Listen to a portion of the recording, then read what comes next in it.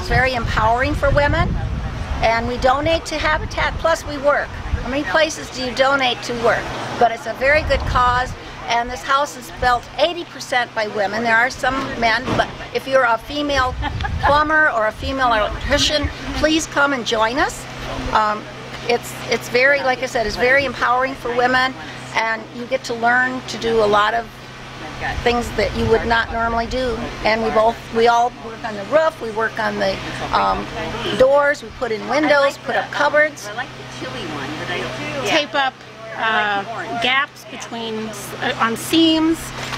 In fact, we were saying earlier that this house is probably going to be built better than houses built by all men, because you've got women out here. That's right, and women will ask questions. Yes, we do good work. Yes.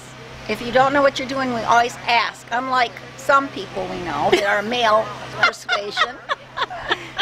I think sexism, it's practically in the air we breathe. We barely notice it.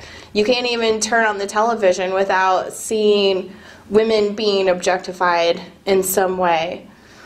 And so it's hard. It's hard to watch shows. It's hard to continually be bombarded and demeaned in our society, and the thing is that most people don't even notice it. Like I said, it's practically in the air we breathe. It's entrenched so much in our environment that we don't even notice it anymore.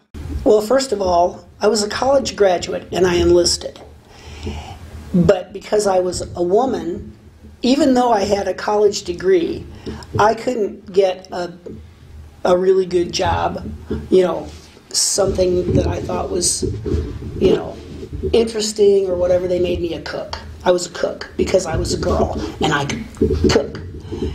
Of course, half the class was men. There were a lot of men who were cooking too, but the difference is I was a college graduate, and just about everybody else in that cooking class, they might have been high school graduates. Some of them probably weren't. I was very frustrated. And then when I got to Germany and they put me in the mess hall, it was very, very frustrating. But after a couple of weeks, they realized that I could read and write, and so they moved me into the office in the mess hall, and I was ordering rations and doing the menus and doing the morning reports and doing all the book work to run the mess hall.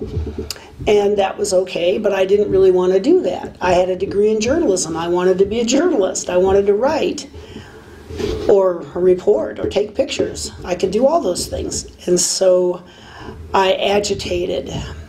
And I talked to everybody who went through the line. I was an E4. I was a specialist. And it didn't matter what rank they were, if they were an officer, lieutenant, captain, major, general, I don't care what it was. If they came through that line, I stopped them and said, hey, I'm a college graduate. I don't want to be here. I don't want to do this, blah, blah, blah. And eventually, a spot opened up on the local Army newspaper, the Stuttgart Citizen.